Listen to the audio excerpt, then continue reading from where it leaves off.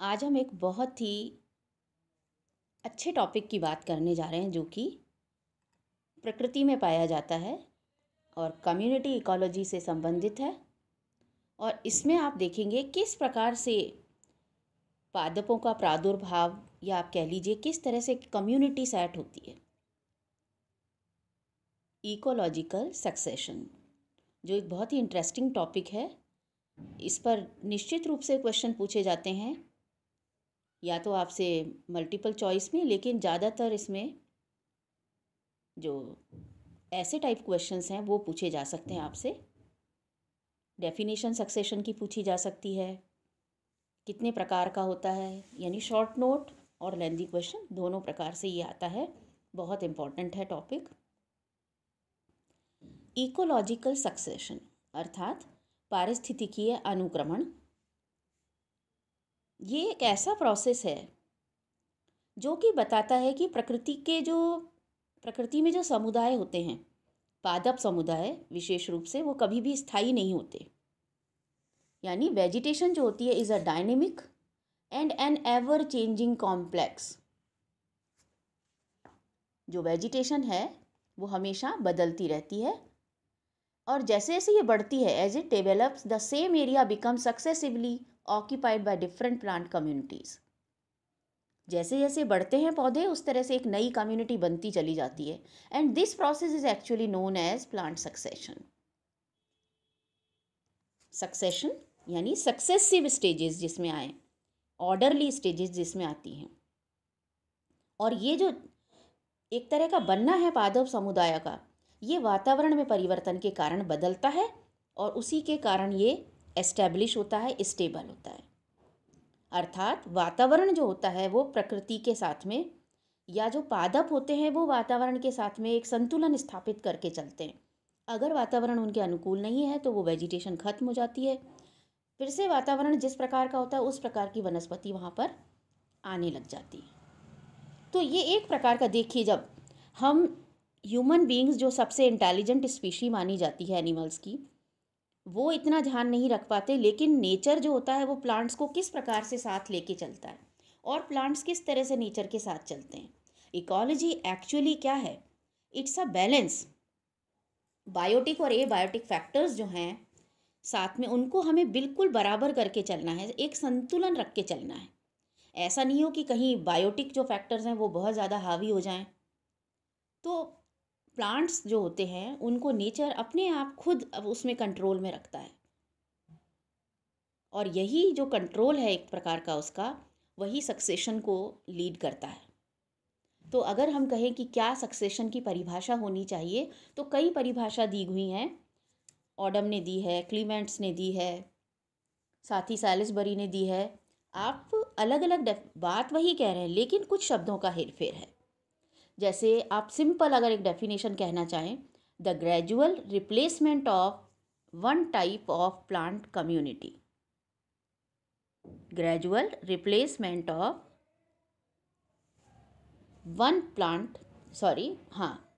The gradual replacement of one type of plant community by the other. एक प्रकार की plant community को दूसरी प्लांट कम्युनिटी अगर रिप्लेस कर देती है तो उसको हम सक्सेशन कहते हैं। Very simple definition.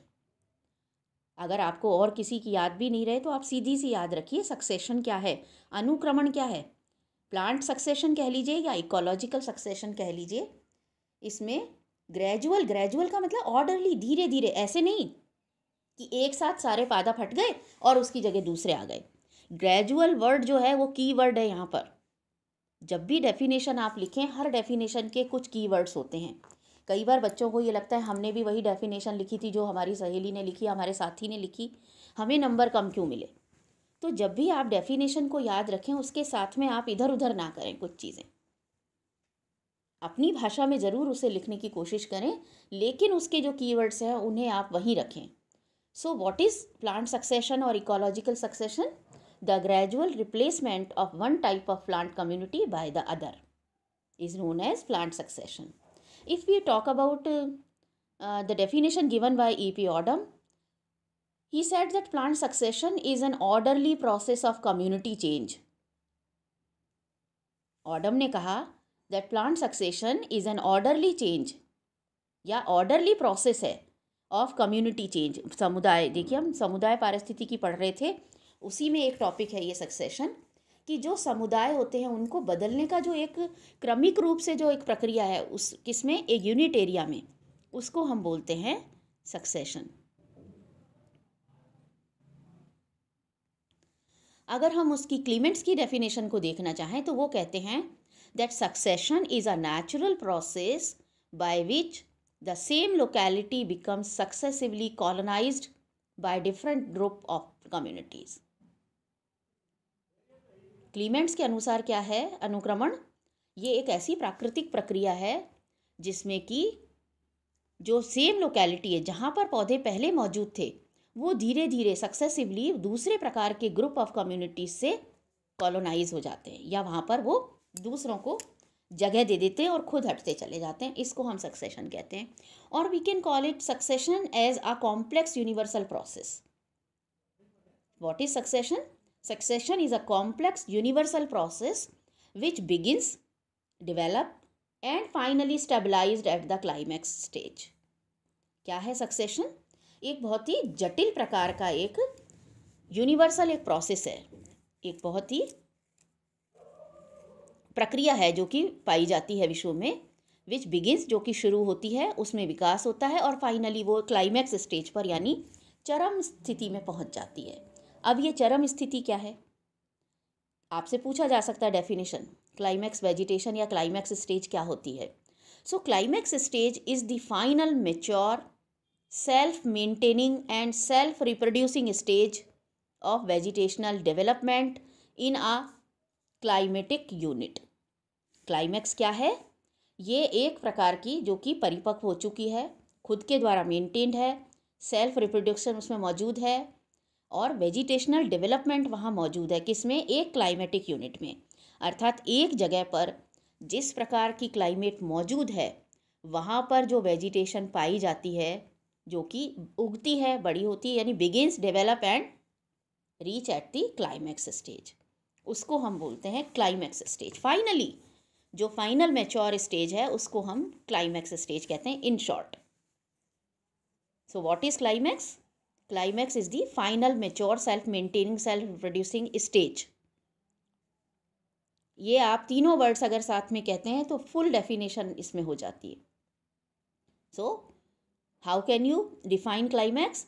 Final mature self maintaining and self reproducing stage is known as climax stage. Now succession is generally जो प्रोग्रेसिव होता है and it brings about the certain changes. Succession जब होता है वो प्रोग्रेसिव वे में होता है, लेकिन आपको बताएंगे हम कई जगह पर ये देखने में आता है कि रेट्रोग्रेसिव भी होता है। प्रोग्रेसिव का मतलब उत्तरोत्तर बढ़ना और रेट्रोग्रेसिव का मतलब होता है पीछे की तरफ जाना, तो वो भी बात करेंगे। अभी हम एक ही बात करते हैं, because exceptions are never examples नहीं होते वो। सो सक्सेशन जो जनरली प्रोग्रेसिव होता है और वो क्या क्या चेंजेस लाता है उसके बारे में हम बताते हैं आपको। जो प्रोग्रेसिव चेंज आते हैं सक्सेशन के दौरान वो सॉइल कंडीशंस में आते हैं। जो हैबिटेट होती है एक प्रकार से, सॉइल कंडीशन का मतलब क्या होता है? हैबिटेट का, कि जो हैबिटेट है जहाँ पर प्लांट ग्रो करेगा वहाँ पर किस प्रकार के सॉइल में चेंजेस आ जाते हैं जो कि लीड करते हैं सक्सेशन की तरफ। These changes bring the habitat from extreme to optimum conditions for plant growth। Suppose करिए आप एक जगह रॉक है, रॉक से धीरे धीरे जैसे जैसे मिट्टी बनेगी, जब पूरी तरह से वो मिट्टी बन जाएगी, फिर उसमें ह्यूमस मिल जाएगी, तो वो धीरे धीरे क्या हो जाएगी? फर्टाइल हो जाएगी और प्लांट्स के लिए अच्छी कंडीशंस वहाँ पर मौजूद होने लगेंगी। तो ये एक प्रकार का प्रोग्रेसिव चेंज है। Then progressive changes in the life forms और पीरियड्स। लाइफ फॉर्म्स में भी आप देखेंगे जहाँ कहीं भी सक्सेशन स्टार्ट होगा, जब बिगिन होता है, ये शुरू होता है, तो वहाँ पर शुरू में आपको कैसे पौधे मिलेंगे? जो कि हर्बेशियस होंगे या सबटरेनियन स्पीशीज मिलेंगी जो कि मिट्टी के अंदर माइक्रोब्स मौजूद हैं। उसके बाद हर्ब्स के बाद में श्रब्स मिलेंगे, श्रब्स के बाद में मिलेंगे ट्रीज। तो ये जो एक प्रकार का प्रोग्रेसिव चेंज है लाइफ फॉर्म्स में, वो देखने को हमें सक्सेशन के दौरान मिलता है। Then progressive change in biomass, living और डेड। जैसे जैसे वेजिटेशन बढ़ती है वैसे वैसे बायोमास भी बढ़ेगा, क्योंकि कुछ पौधे नए पैदा होंगे, कुछ पौधे डेड होंगे, तो जो बायोमास होगा इसका वो एक तरह से बढ़ेगा, प्रोग्रेसिव उसमें। Shift in community metabolism, then क्या आता है कि जो कम्युनिटी का मेटाबॉलिज्म है वो क्या होता है, धीरे धीरे जैसे जैसे क्लाइमैक्स की तरफ बढ़ते हैं वो डिक्रीज होता है, क्योंकि शुरू शुरू में बहुत पौधे होते हैं, पर जब एक क्लाइमैक्स स्टेज आ जाती है तो आप क्या पाते हैं कि कुछ एक पौधे हैं दे आर स्टेबल, डोमिनेंट वहाँ पर आपको नजर आएंगी कुछ species. So shift in community metabolism decreases in net community production. अगर कम्युनिटी प्रोडक्शन देखें तो उसमें बढ़ता चला जाता है उसका। ये कुछ रीजंस दिए आपको कि किस प्रकार से वो सक्सेशन जब लीड करता है या जनरल प्रोग्रेसिव किस तरह से होता है। Now we talk about the characteristics of succession. Characteristics क्या क्या होते हैं, उसके क्या लक्षण होते हैं कि ये यहाँ आप कह सकते हैं कि यहाँ पर सक्सेशन हो रहा है। तो सक्सेशन के लक्षण में आप पहले कहते हैं कि बैरन लैंड जो होती है can be fertile only because of succession. जो बैरन यानी कि बंजर जो भूमि होती है वो सिर्फ सक्सेशन की वजह से ही फर्टाइल होती है। Then succession will always be directional. आप देखते हैं क्यूमुलेटिव यानी संचयी होता है और डायरेक्शनल होता है यानी एक दिशीय होता है। Parent plant community leads to change in environment. जो पेरेंट प्लांट कम्युनिटीज़ होती हैं शुरुआत में जो आती हैं वो एक प्रकार का चेंज ले आती हैं एनवायरनमेंट में, वातावरण में। Succession solely depends on the changes of physical environment. जो सक्सेशन होता है वो किस पर निर्भर करता है, जो भौतिक कारक हैं वातावरण के उनके ऊपर निर्भर करेगा। कैसी वहाँ की सॉइल है, कैसी वहाँ पर विंड चलती है, कैसी वहाँ पर एयर मौजूद है, क्या वहाँ पर बारिश का या मॉनसून किस तरह का है, एयर वाटर की किस प्रकार की प्रेजेंस है, ज़्यादा है कम है, ये सब जो है फैक्टर्स फिजिकल एनवायरनमेंट उस पर डिपेंड करता है सक्सेशन। लॉन्ग टर्म प्रोसेस को अगर आप देखें तो क्लाइमेक्स जो होती है वेजिटेशन वो एक प्रकार से बैलेंस करती है और एक प्रकार से डायनेमिक इक्विलिब्रियम वहाँ सेट हो जाता है एनर्जी फ्लो का। ये सब शब्द आपको बाद में समझ में आने लगेंगे कि किस प्रकार से हम ये बात कर रहे हैं कि जो अनुक्रम है वो एक कैसी है, लॉन्ग टर्म प्रोसेस है, 1 मिनट में नहीं हो जाती या कुछ दिन में नहीं होती, ये सालों लग जाते हैं इसको होने में, सदियां भी लग सकती हैं कई बार।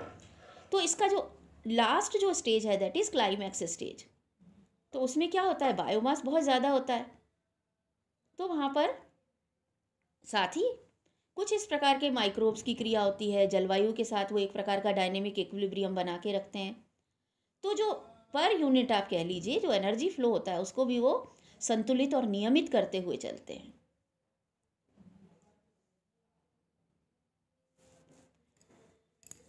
ये एक प्रकार से इसके कैरेक्टरिस्टिक्स हैं कि किस प्रकार से जो इकोलॉजिकल सक्सेशन है वो आगे बढ़ता है या क्या होता है उसके दौरान। अब हम बात करते हैं कि ये क्यों होता है, कौन से कारण होते हैं जिसकी वजह से अनुक्रमण होना शुरू होता है। तो फर्स्ट जो रीज़न है दैट इज़ क्लाइमेटिक कॉज या वातावरणीय कारक।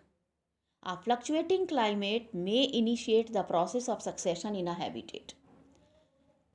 बहुत बार जो फ्लक्चुएशंस आते हैं कि कभी सूखा पड़ रहा है, कभी वहाँ पर बारिश तेज़ हो गई या तेज़ हवा चल रही है या नहीं हवा चल रही है, ये जो एक चेंजेस हैं, these changes actually lead or initiate the process of succession. Then long range variations in climate lead to a total or partial destruction of vegetation in the area. The barren area gets inhabited by certain other plant species which show better adaptability for the changed climatic conditions. जब climatic conditions बदलती हैं तो एक अलग प्रकार की vegetation वहाँ पर अपने आप को inhabit करना शुरू कर देती है, जिसके लिए वो environmental factors are quite easy to live with them. जैसे कि हैवी प्रेसिपिटेशन कहीं पर है तो अलग प्रकार की वहाँ की वेजिटेशन होने लगेगी, हेल स्टॉर्म्स आ जाते हैं, वल्केनिक इरप्शन हो जाता है, तो एक तो पूरी तरीके से वहाँ पर सारी जो सॉइल है वो ख़राब हो जाएगी या वहाँ की जो वेजिटेशन है वो हैवी प्रेसिपिटेशन के कारण ख़राब हो जाएगी, हट जाएगी वहाँ से। तो ये जो चेंजेस हैं ये कैसे हैं? क्लाइमेटिक चेंजेस हैं। अगर वहाँ पर तेज़ हेल स्टॉर्म आ जाता है, बर्फ़बारी हो जाती है, या वल्केनिक इरप्शन हो जाता है, ड्राउट्स हो जाती हैं, सूखा पड़ जाता है, हवाएं तेज़ चलती हैं, बिजली गिर गई कहीं, ये सब क्या करते हैं? ये एनवायरमेंटल फैक्टर्स या climatic factor, they eliminate vegetation from an area. वो एक एरिया से पूरी वेजिटेशन को हटा देते हैं। तो अब वहाँ पर क्या हो गया? खाली जगह हो गई। क्लाइमेटिक कॉजेज़ के कारण क्या हुआ? खाली जगह हो गई। तो अब वो बैरन लैंड जो है या वहाँ की जो भूमि है, अब वो किसके लिए एक तरह का अवसर है? दूसरी प्लांट कम्युनिटी के लिए, कि दूसरे पादप समुदाय वहाँ आके अपनी बसा सकते हैं, वहाँ पर बस सकते हैं या रह सकते हैं, वहाँ पर ग्रो कर सकते हैं। तो ये हो गए क्लाइमेटिक कॉजेज़ जिसके कारण सक्सेशन होता है। देन कुछ स्थलाकृतिक जो आकृतियाँ होती हैं उनके कारण भी होता है, लाइक टोपोग्राफिक जो रीजंस होते हैं। Modifications in the existing soil in the habitat, क्या होता है कारण? जब एक जगह पर जो मिट्टी मौजूद है उसमें ही परिवर्तन आ जाता है। किस प्रकार से परिवर्तन आता है वहाँ की हैबिटेट में? सॉइल इरोजन, पूरी तरह से सॉइल वहाँ से हटती चली जाए, या सॉइल डिपॉजिट हो जाए, जैसे कि अलूवियल सॉइल जो होती है, नदियाँ सागर से जो आती हैं, या जो नदियों से उनसे मिट्टी जो आती है उसके साथ में एक अलग प्रकार की वो मिट्टी वहाँ पर डिपॉजिट होने लग जाए किसी एक पर्टिकुलर प्लेस पर। नई एस्चुराइन जो होती है मिट्टी वो आ जाए, सैंड ड्यून्स बन जाए। तो ये एक प्रकार का क्या हो गया? अलग से कहीं मैदान था, लेकिन वहाँ पर अगर सैंड ड्यून्स बन चुके हैं तो वो सैंड ड्यून एक अलग प्रकार की हो गई उसके लिए हैबिटेट। वहाँ के जो प्लांट्स थे वो थे मैदानी, लेकिन अब सैंड ड्यून्स हैं वहाँ। तो टोपोग्राफिक कॉजेज जो होते हैं वो भी सक्सेशन के लिए अवसर प्रदान करते हैं। देन बायोटिक कॉजेज हो सकते हैं, कहीं एक घास का मैदान था और उसको पूरी तरह से जानवरों ने पूरा चर दिया, उसको ख़त्म कर दिया, तो ग्रेजिंग हो गई, वहाँ पर फिर से दूसरी वेजिटेशन आने के लिए जगह बन गई। कटिंग ऑफ ट्रीज़, अगर पूरी तरह से कटिंग कर दी जाए ट्रीज़ की किसी एक पर्टिकुलर प्लेस पर, अगर शिफ्ट कर दिया जाए कल्टीवेशन एक जगह से दूसरी जगह। एग्रीकल्चर जो होती है वो देखते हैं आप हर बार एक प्रकार का क्या है वहाँ? सक्सेशन ही है, जो खेती की जाती है। डेफॉरेस्टेशन, इंडस्ट्रियलाइजेशन या औद्योगिकरण, कई जगह ह्यूमन सेटलमेंट्स की वजह से भी वहाँ से हट जाते हैं पौधे। प्रिडेशन, जो शिकारी पौधे होते हैं। पैरासिटिज्म, जो पैरासाइट की तरह से रहते हैं। साथ ही कंपटीशन होता है उनका आपस में, तो एक दूसरे को रिप्लेस करते रहते हैं या किसी दूसरे के लिए जगह बनाते रहते हैं। So these were few reasons of succession.